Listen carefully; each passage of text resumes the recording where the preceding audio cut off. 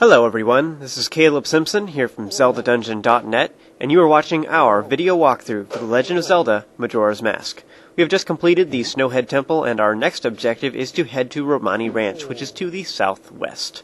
So this chapter covers spring on Snowhead just after completing the temple, followed by the stuff in Romani Ranch, and finally ending in the Ikana Graveyard.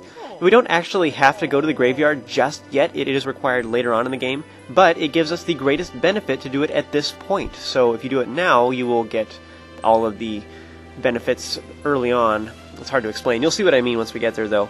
So that all being said, now that the Snowhead Temple has been cleansed and the blizzard has stopped blowing in from Snowhead, spring has finally come to the mountains. You'll appear next to a pond in Mountain Village, where you'll see a frog on the lily pad here. Now, we can't actually accomplish anything with these frogs at the moment, because we can't find them all, but you'll see what I mean later. But they are for a later side quest to get a piece of heart, which is kind of nifty, so just keep that in mind. I'm just pointing these guys out. We can't actually do anything with them right now. So don't fall for this distraction. If you've been following along with me, you should have collected all 15 Stray Fairies within the Snowhead Temple. If so, make sure you go to the Fairy Fountain before you forget. So soar over to Snowhead and you'll see the giant Goron from earlier is sitting atop one of the pillars. Now you can speak with Big Goron if you wish, but he apparently doesn't remember what happened. Apparently the Skull Kid can brainwash Gorons. Can he brainwash other people too?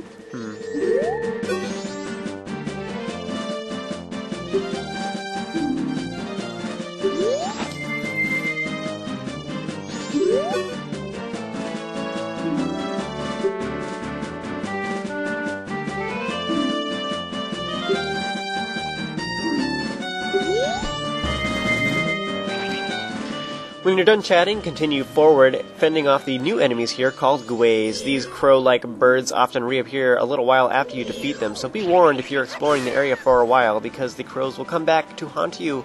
Once you make it to the ramp, you can use the Goron mask to roll up it, where you'll find a new enemy here called a Wolfos. It's literally just the white Wolfos, but with darker fur. Now you technically might have seen them earlier on in the game on the road to Southern Swamp at night, which is kind of near the Woodfall area just after Termina Field. But they are there at night, and you could see them there. They are defeated the same way, though, just by hitting their backside with well-timed Goron Pounds or a jump attack. Once you defeat them or ignore them, you can run around to the backside of Snowhead itself and enter the giant cave.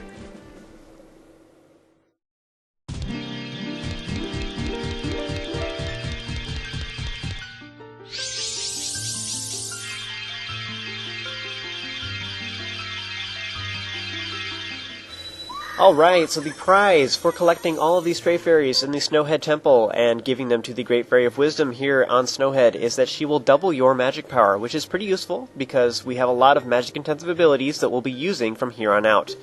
Ocarina of Time did not use magic abilities very much. It did for certain bosses and certain scenes, but for the most part, Ocarina of Time did not use the magic meter very much. Majora's Mask, on the other hand, uses magic quite a bit. You use that particular ammo all the time, so not really much else to say about this upgrade. It's just really awesome and incredibly useful.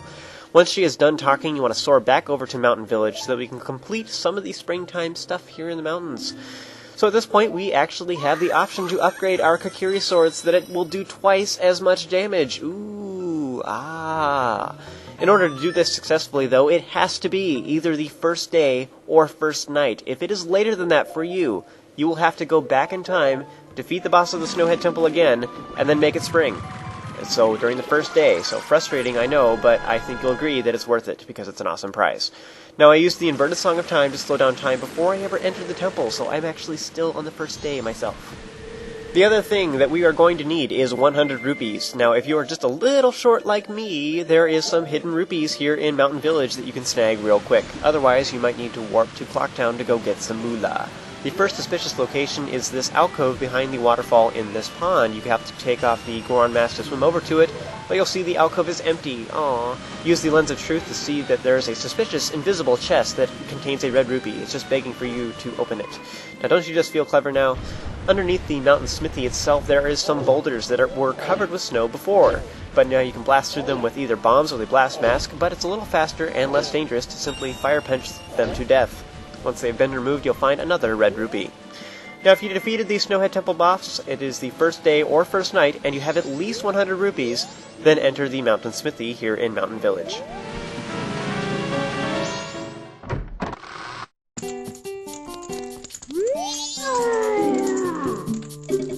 I like this guy, he is so cool.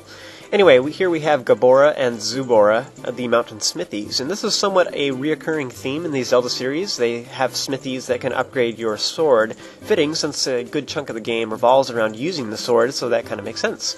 After having a quick look at your Kokiri Sword, then Zubora says that he can reforge it for 100 rupees, but it will take all night. Until then, you'll have to be swordless, so you'll have to use other weapons or one of your transformation masks to fight in the meantime.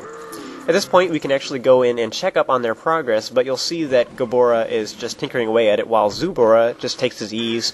Apparently the little guy is lazy and claims all the credit. Outside, you'll find a new enemy you might not have seen before, called Giant Bees. Now, as you can probably guess from their name, they're just a dash bigger than regular bees. Just a bit. You may have seen some of them in the Swamp Scatula house if you did that with me back in Chapter 4, though I didn't actually encounter any there because I'm a ninja. These things are super weak to just about anything and can be killed by even just rolling through them as a Goron. Well, assuming you don't miss like I just did, of course. It's a moving target, okay? So when you're done messing around here, you want to head to the road to Goron Village, which is now all spring-like. Ironically, this area is actually safer for Gorons when it is filled with snow, since the lake is now thawed and Gorons sink in water. So as a result, I recommend you run through here without wearing the Goron mask in case you accidentally sink and die. Just ignore the enemies here and enter Goron Village. So yeah, I think that's kind of ironic. Like, the Gorons, in their own way, were actually...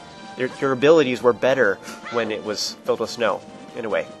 At this point, you can optionally enter the Goron Shrine. This is not required. You don't have to go in here. But you don't have to do this. It's just for storyline purposes, so I'm just going to go here and show it for the sake of the walkthrough, since I'm assuming most of you have never seen this. It's just a cool little tidbit. So now that the Snowhead Temple is completed, you can speak with all of the Gorons here in the Goron Shrine to hear about their decision.